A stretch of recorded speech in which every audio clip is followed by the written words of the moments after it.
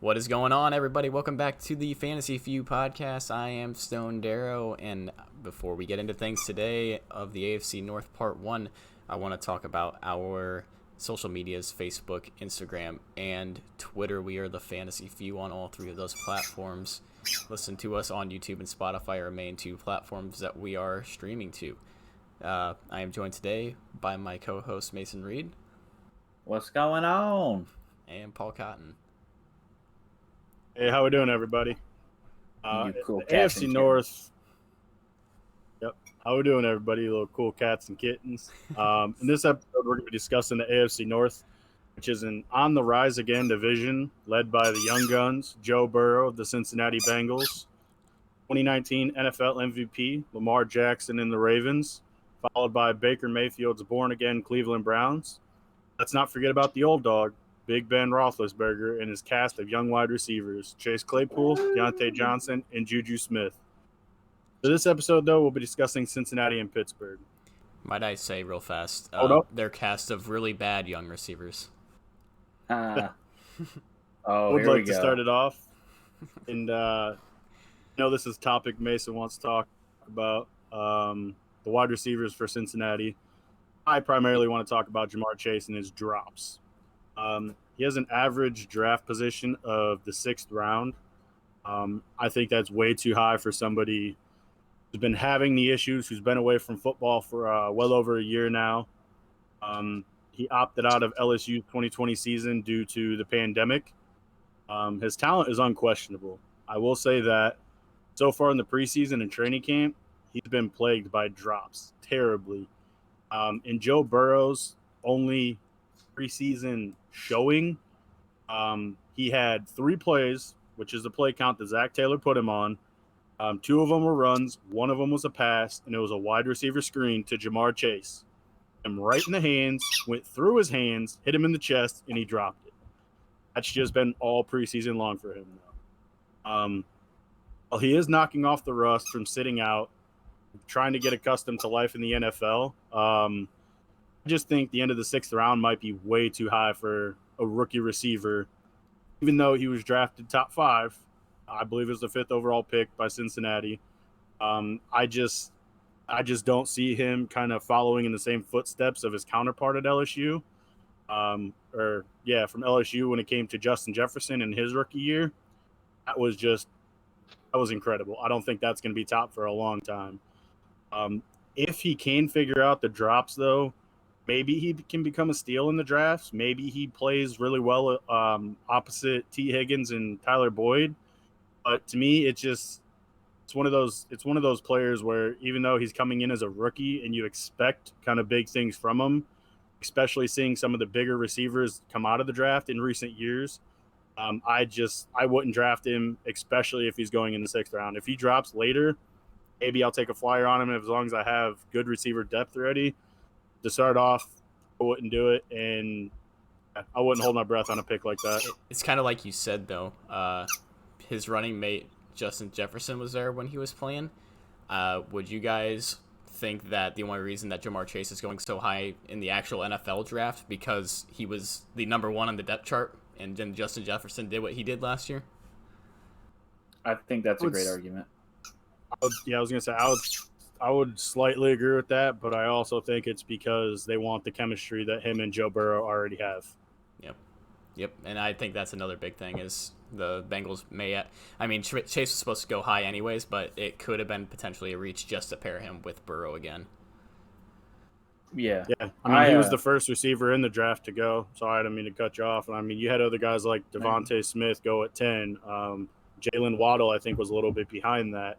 So it's one of those things, like you said, they overshot their draft, and they didn't necessarily take best player on the board just so they can try to rekindle that chemistry with Joe Burrow, in my opinion. Yeah, I'm not going to touch too much more on this, but my bust is Jamar Chase as well. Just like Paul says, you got to draft him way too early. And with this crowded receiving core with likes of Tyler Boyd, Higgins, and Auden Tate, all 3 super talented wide receivers that are not just going to go away just because Jamar Chase showed up on the scene. Tyler Boyd is probably going to keep there at that slot position a guy that's not being talked about a lot this offseason, probably because of Jamar Chase. But I know Stone has some feelings about Tyler Boyd, so I'm going to let him talk about that. It's mixed feelings. I really like Tyler Boyd. I've liked him ever since he's been in the league. He's a great receiver.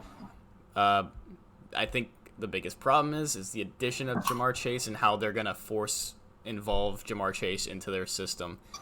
He already lost 38 targets last year. Obviously, that's because the bad quarterback play. If you have Joe Burrow, he probably would have gotten a lot more than that. And I do see the bust potential in Jamar Chase. I think everybody sees that because of how poorly he's been doing this offseason.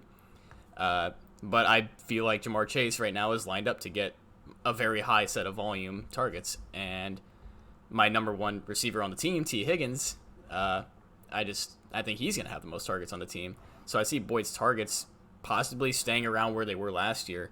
And if that stays the same, his production stays around 800 yards, 4 touchdowns, which all that is a headache on your team. Like, you don't want that. You can't start that any week of the year. You just have to guess and get lucky pretty much with that kind of stats, and I'm not a fan of the headaches. Do you want to build off of T. Higgins? Yeah, sure, I'll build off T. Higgins. He's my guarantee. I love that guy. The real number one receiver in Cincinnati, baby. Boyd's the slot guy, and Chase hasn't impressed, like I said. Higgins had 67 catches on 108 targets.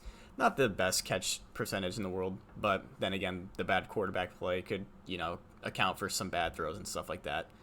And I guarantee you the targets increase this year because of how well he did last year. He had 908 yards and 6 touchdowns, and he looked his best when Joe Burrow was there, and guess who's back and healthy? I think T. Higgins is your poised breakout receiver this year because of Cincinnati's low-key, high-powered offense. Honestly, I could see Higgins having over 1,000 yards, over 10 touchdowns. Yep.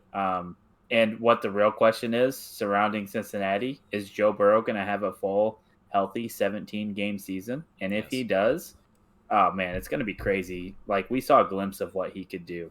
And that potential is just off the charts. I'm excited to see how it goes this season. The beginning of the year, Joe Burrow had a lot of rust last year, but once he got a little comfortable and as time was going on, he started looking really, really good. Yeah, he did. Yep. It's one of those things where it's being a rookie quarterback, you just kind of have to learn to take the lumps and bruises, and you just have to get acclimated to the speed and how different it is from college. I think that's exactly what we've seen with Joe Burrow. Lumps build off bruises. what you said. Hold on, I just want to say lumps and bruises as in a destroyed ACL, MCL, PCL.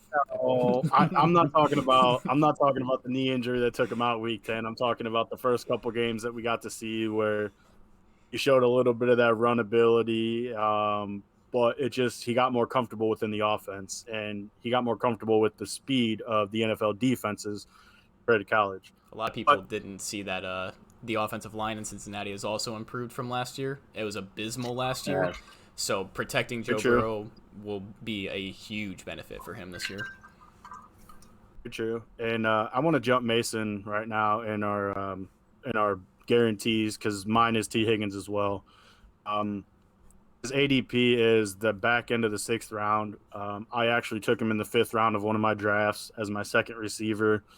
I love the kid. But he has an almost identical ADP to Jamar Chase. And as I already said, his drops, I don't like it. Higgins brings a full 16-game season, which Stone told you about, of his production. 67 catches on 108 targets for 900 yards and 6 touchdowns. With mediocre quarterback play because of Joe Burrow's injury.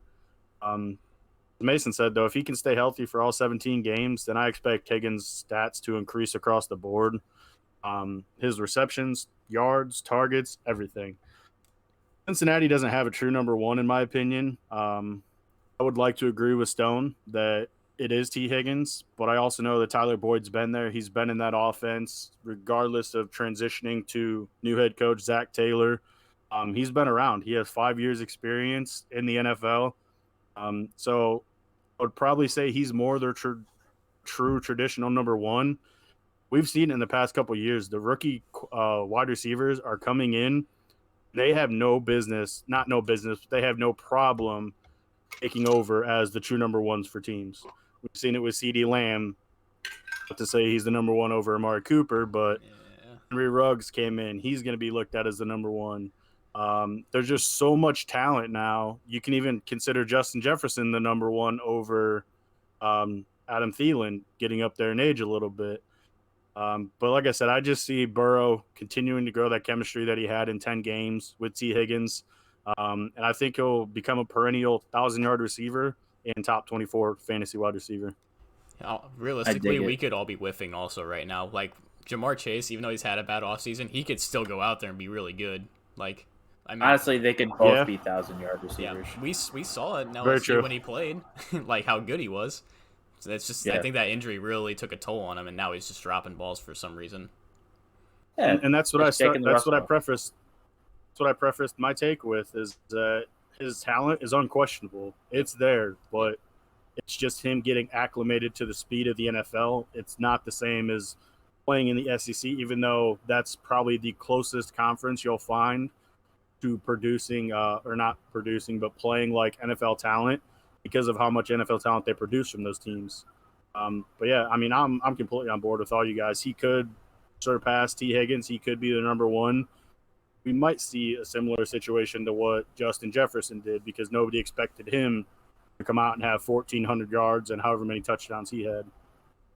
It's going to be similar to kind of Jefferson's start. Jefferson started slow last year, and I guarantee you Jamar Chase is going to start slow too. But come around week 6 to 8, the guy might prove why he was a top pick in the NFL draft. I'm just going to go ahead and talk about who I think is a potential league winner this year, Joe Mixon. I'm taking him in most of my leagues right now at round 2.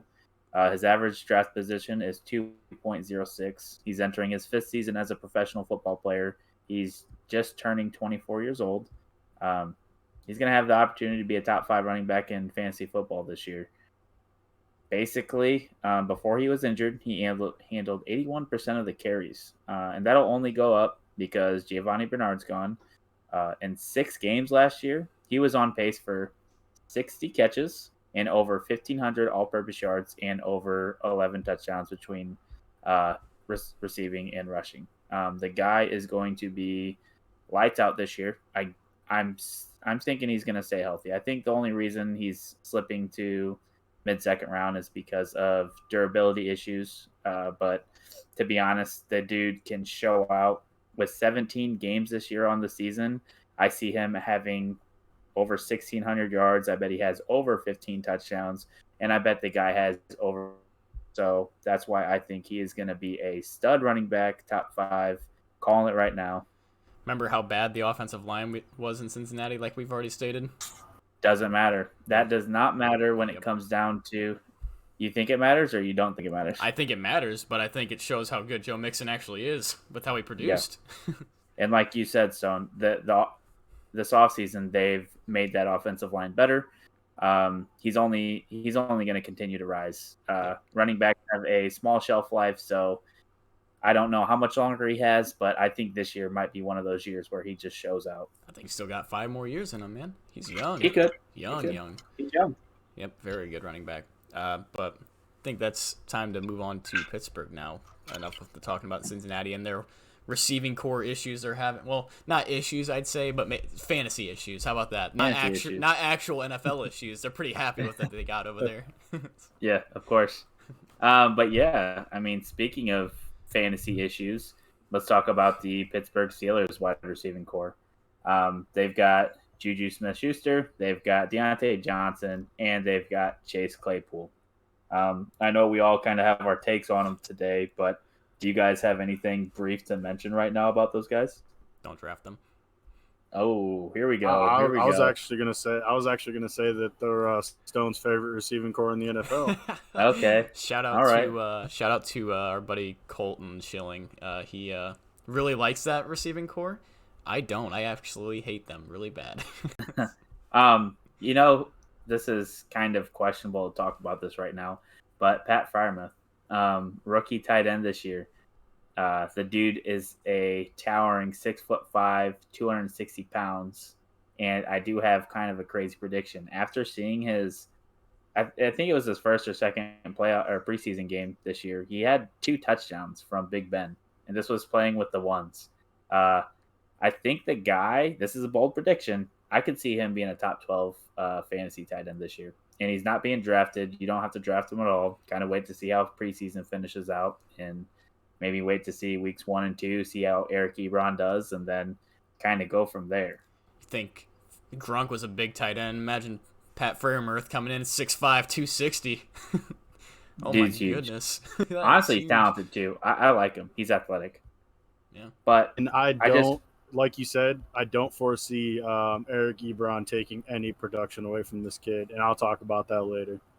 Nah, talk about it now. That's your bust, right? Yeah, go right into it. All right. So again, Mason said Freiermuth, he's not being drafted right now. Same thing with the supposed starter, Eric Ebron. Even being in the top 10 passing attack in the NFL, specifically number 7 is Pittsburgh. He managed only 56 catches on 91 targets for 558 yards and 5 touchdowns. Again, I know Stone's called me out multiple times for saying that's average. So is Mason. I don't think for being the seeing the 8th most targets as a tight end, that is good.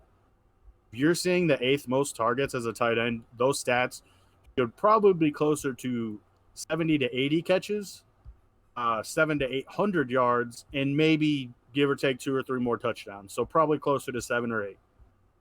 That's my opinion. That also includes within those 8th most targets coming to him as a tight end, he had the 4th most red zone targets as a tight end. He still only produced 5 touchdowns. That is not good enough. As Mason already talked about, Pat Freiermuth, I think he's going to take a lot of those targets away just because of what we've seen out of him in the preseason, because Big Ben likes to kind of go to him. And we've also seen Big Ben target the receivers when he's had them. Jesse James a couple years ago. Who was the one guy that he always used to love to go to? He was more of a blocking tight end. I can't think of his name, but I mean, even as a blocking tight end, still relied heavily on him. I'm not to say that guy was a fantasy stud because Vance he wasn't. McDonald, or that's who I was thinking. Nope, it's a little older. There's one other guy. Yeah, Heath Miller. Heath Miller. Heath Miller. Yes, thank you. Oh, thank man, you that guy. He used to love him because, again, he was considered an inline blocking tight end. He's also the same guy that's going to sneak out of the backfield or on those crossing routes where the rollout goes to the right, he's going back to the left, and he's wide open on touchdowns. But he also had that ability to make those contested catches. Again, he was a bigger receiver, about 6'3", 6'4", I think. And I just think Pat Freiermuth, he's going to emerge as the starter for this team. And I don't think Ebron has a chance to take any production away from him. And correct me if I'm wrong on Eric Ebron. He only had one fantasy relevant season, and I believe that was with Andrew Luck throwing him the ball, correct? I don't know if it was Andrew Luck. I don't remember if he was there in 2018. But yes, it was his first season away from Detroit. Yep. Where he was a top 10 draft pick, I think 7 overall or 8 overall. And then going into his first year with the Colts, where I believe they also might have had it was the tight end that came over from Chicago, that came over via Philadelphia. Blew it for us in the Super Bowl. Trey Burton. Trey Burton. I think Trey Burton might have still been there with him. Yeah, he was. As well as Jack Doyle, but Eric Ebron, he showed up, and I think he had like 12 touchdowns that season, and that's been his only fantasy relevance, in my opinion, in his entire career. Yeah, just stay away from him. He's not very good. Yep. I'll kind of move on with the bus. I'll make mine kind of brief. I don't like Chase Claypool this year. His average draft position is around 6.09. We were just talking about this. You can get T. Higgins, or I'd rather have T. Higgins over Claypool right now. And I'd probably still pick Jamar Chase over Claypool right now. And here's why. Claypool busted out last year. I mean, after the first couple games, he had his first 40-point game, and everyone was on the Claypool bandwagon, picking him up. If you got him, you were the luckiest guy in the league, whatever. But so his fantasy production went up and down. In the last 4 games of the season, he scored 4 points, 3 points, 6 points, and 7 points. This was in a PPR format. Is this what you want in a starting wide receiver that you're going to pick in the 6th round for the playoffs? I'm not saying it's going to translate. He's going to have the exact same thing. I'm saying that he's basically Tyler Lockett-like with production. He'll have those big games, and he will then disappear from the face of the earth. In Claypool's case, he disappeared during the playoffs and didn't have a game over 10 points. He might win you some games, scoring 4 touchdowns. I'm not going to deny that at all. I don't like his consistency, and I definitely don't like taking him in the 6th round. That's all I have to say on that. I'm not going to talk about the receiving core yet, because I have a little bit to say about them later. But I will say the consistency with this receiving core is the reason why I do not like any of them. It's Claypool. It's not the other two. I want to interject real quick with Mason talking about Chase Claypool and his ability to have those big games. He follows directly in the same path as fellow Notre Dame alum Will Fuller. He's looked at as a big body speedster type guy. He can make that play downfield. He just disappears. Granted, he doesn't have so far the suspensions or the injuries or whatnot. But like Mason said, he's produced multiple weeks, especially in the playoffs, less than 10 points, and that is not what you want. He's going to be a sophomore next year. Could be a slump. He could improve upon it. Who knows? No, I mean, the way I'm drafting in leagues this year, when I'm going running back heavy in rounds 5 and 6, I'm looking at snagging the next best available tight end and quarterback to solidify my team. I'm not going to take a chance on Chase Claypool when I could snag Lamar Jackson and have, easily a top 8 quarterback, probably top 5. I'm going to say top 5. But anyways, Stone, you want to go with your bust? Yeah, so this one's going to be a shot in the dark here, and people aren't going to like it. Me and Paul already argued a little bit about it earlier. I'm not saying he's not going to be good. I think he's going to be a great running back in the league. But with him going in the first round of drafts this year and very early second round, Najee Harris, I just think it's too early. It's the same trap that people fell into with Clyde Edwards-Helaire last year. Me and Paul were comparing the statistics to their final years in college earlier. Besides the 30 touchdowns that Najee Harris had, their yardage was identical, with Clyde Edwards-Helaire having like 15 less touches or something like that. And I just don't see him being, like a top end running back, I guess. It's hard to explain with him because that offense is built to let him produce, but at the same time, he's a rookie running back who we don't know if he can actually do it at an NFL level yet. I think he can. It's just, I don't see him being justified of an ADP of the first round back end or literal beginning of second round. I just think it's too early. They have other potential in that backfield. We have Benny Snell, yes, who's been in the league. I'm not saying he's great, but the guy can play football. He can be a decent running back. We've seen it. And then a guy they drafted last year. He's super diverse. His name's Anthony McFarland. The guy's a speedster, and he could definitely take snaps away from Najee Harris. But yeah, I'm just looking at this point in the draft. If I have people to pick, Mason said it earlier, Joe Mixon could be a league winner, and people are taking Harris before Mixon. Austin Eckler might still be there in some leagues. You got people like DeAndre Hopkins and Stephon Diggs that might be getting picked around here. I'm taking all those guys before Harris because we know what they're capable of. I just can't justify taking a rookie so early in a draft. And I know Paul's the exact opposite. He'll reach for rookie Devontae Parker in the first round, Okay, if that's what you want to come at me with, we'll just jump right into my guarantee, which is Najee Harris. As Stone alluded to, I'll tell you why I think he's the next true workhorse for the NFL and fantasy. The minimal competition behind him. Obviously, they just named Anthony McFarland. What's he done? Can you name anything? No, he hasn't done a lot, but he has potential. Okay, and that was playing behind James Conner, who was looked at as a bust last year, right? And what about the other guy, Benny Snell? Did he stand out? Did he have any big, huge games for him? No. Jalen Samuels, who was supposed to be kind of a scat back, change of pace? No. Okay, so getting back to the minimal competition behind Najee Harris, he came off an incredible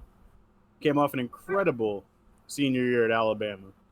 251 carries for 1,466 yards and 26 touchdowns, combined with 43 receptions for 425 yards and 4 touchdowns.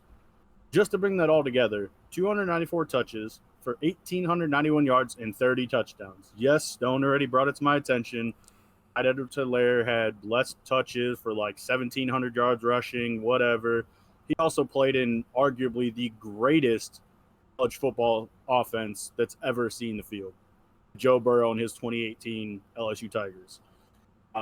Again, in the SEC is basically a mini version of the NFL because of the talent that they pump out. So again, like I said, 30 touchdowns. And the NFL is an entirely different animal than the SEC. But like I said, it also gives him comfortability factor of playing against the best of the best when it comes to the competition. Now he's coming into the NFL behind pretty decent, maybe middle of the road offensive line. To me, that doesn't scare me because he's going to get the touches. Mason, I think, already kind of compared him earlier, or maybe not him directly, but he compared the potential offenses where they have good receivers, but they have that receiving back in Le'Veon Bell. What did Le'Veon Bell do when him, Big Ben, and Antonio Brown were like the killer bees of the NFL? He produced. He had limited touches out of the backfield, caught the ball in between the tackles, and he still produced like people that we've never seen the likes of in fantasy football. That's why he was such a top pick, probably top 2, top 3 every single year in the draft until he decided to do his holdout and everything and just whatever. That became the downfall of Le'Veon Bell. But getting back to this, Pittsburgh, I foresee relying on Harris in between the tackles because they don't have anybody else to do it. Not to say Benny Snell and Anthony McFarland can't. Again, they wouldn't have drafted Najee Harris so high if they had a true running back already on their roster. They don't. They went out and got him. So I think he's going to be a 3-down guy. He has the ability. We've seen it in college, the ability to catch the ball in the backfield. We've seen it through the playoffs, the college playoff, whatever. He just produces. You get him the ball, and he's going to be one of the best players on the field with the ball in his hand. And like I said, being from the SEC, going to the AFC North in a typically power running offense or a power running conference or division in football, I think he's just going to kind of fit in seamlessly, and it's going to be a comfortable fit for him. I'm not going to say we're going to see 20-point games right off the bat with him. I think he's going to get the touches early and often, and it's just going to continue through the year. Do I agree that he should be going at the beginning of the second or at the tail end of the first? Maybe not necessarily, but I do think he will produce just as well as some of the other guys being taken there. I know Mason loves Joe Mixon. Why does he love Joe Mixon? Because he has that potential, because he has all the potential targets, the touches out of the backfield, because there's minimal competition. Guaranteed. I'm not scared. I'm not scared to take Najee Harris in that situation if the board doesn't fall correctly to me. I will tell you. I just want to say I'm scared of the whole offense, and that's essentially what makes me most scared of Harris is I don't like the receiving core at all, and it makes me scared of Harris, and it might hurt. They might have to stack boxes on him because, in my opinion, the receiving core is pretty mediocre. You have 3 average at best receivers, essentially. You don't have a standout guy. You just play zone defense against this receiving core. This is my guarantee right now. I'll tell you, I guarantee you all receivers are bad. I'll tell you that's a bold claim considering they were the 7th ranked passing attack last year. That actually kind of blows my mind with how bad Roethlisberger was. But that first half of the season, passing attack. Tell me what their stats were for the second half of the season. Yeah, the first half of the season, Big Ben was a stud. Mason knows very well about that. We had him in a league. The second half of the season, the guy couldn't score 10 points a week. Yeah. But I'm not saying. I mean, I'm just telling you they were the 7th ranked passing attack in the NFL, so they couldn't have been that big of bums. Well, let's just say that's all I gotta say. That's thanks to Claypool getting 500 yards in a week twice, and then you have. Okay. I mean, Juju and Johnson. I mean, they have solid yards, 900, 800 yards. So that's solid. I'm not gonna say anything bad about that. Claypool is just your huge play potential guy. It's like Mason said, he just boom or busted half the year, so you can't start him consistently throughout the year.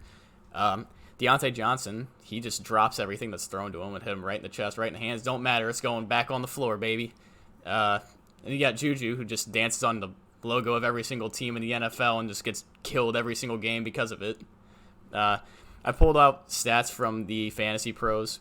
This is just like their average points per game, and this is standard leagues. You had Claypool at the highest with a 9.6. Already went over it. That's your big play potential guy right there, and it's 9.6. It's under 10. Deontay Johnson had 8.9. Factor in he probably caught 6 balls a game. That's about 14 fantasy points a game. Not terrible. And then Juju with 8.6 in the lowest. If you give him about 6 catches a game, that's 14.6. So you're looking at 14 points per game for those two bottom guys. Claypool, he was your boomer and bust. You can't really rely on that. But Juju and Deontay Johnson, it's 14 points a game, but they were kind of the same way in terms of Juju would have like 19, 20-point games and then like 7 or 6. So it's headaches. Headaches everywhere. It's just you don't know when to start them. That's why I'm staying away from it completely.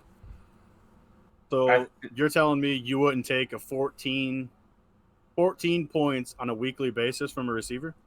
No. Here's an average. Yeah, that's Paul's favorite word, average. No, here's what we're not looking at. Big Ben's demise, right? Yes. Big Ben, we see what happens when he falls off. That core just doesn't look the same.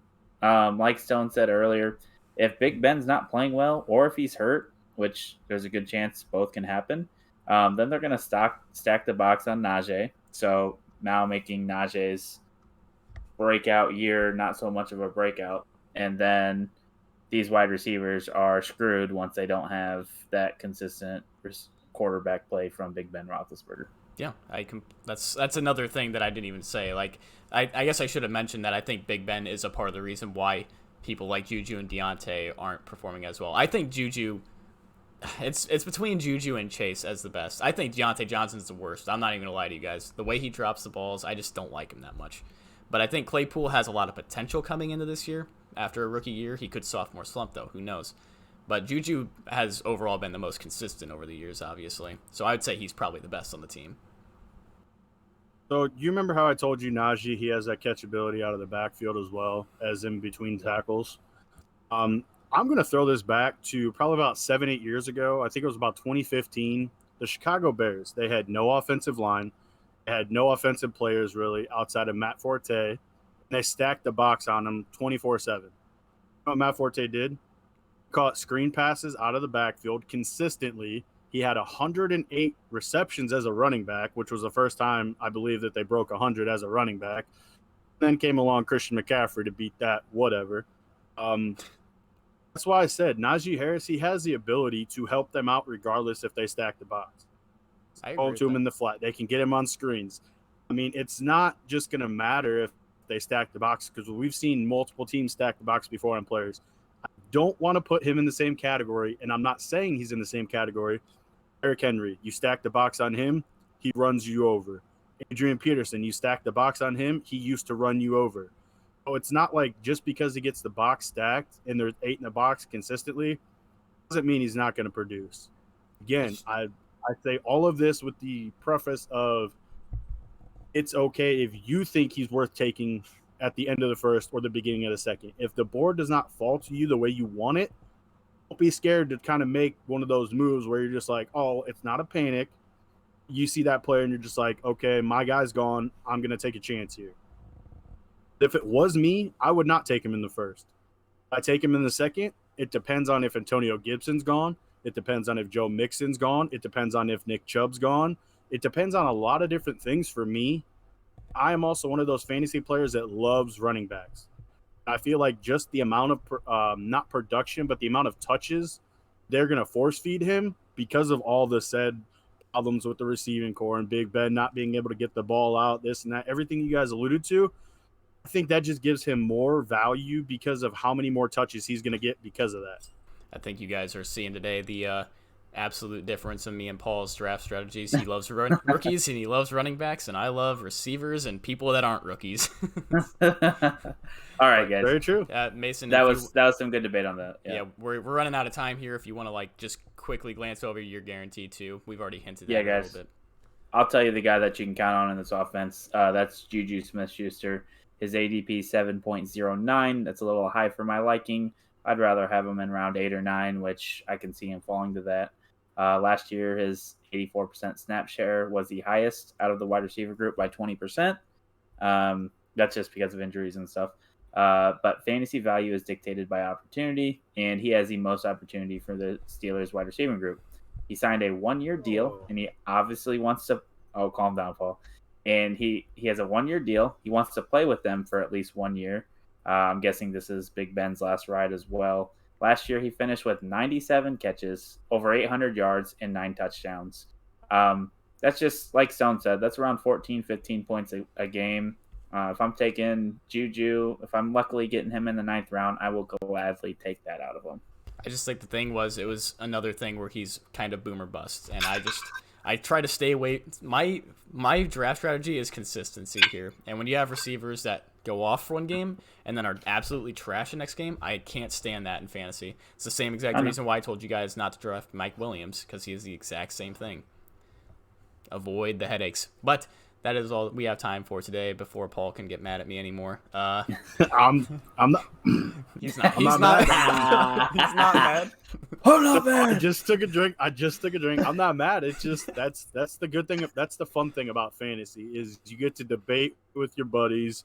You get to have differing opinions. A lot of different people play different ways, and they still win championships. There's not one correct way to dictate how to play fantasy football to win.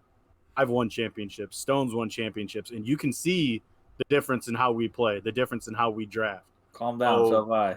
You forgot to mention Mason my doesn't name win championships. Okay, well, me and Stone are the one that were arguing or debating as heavily as we were.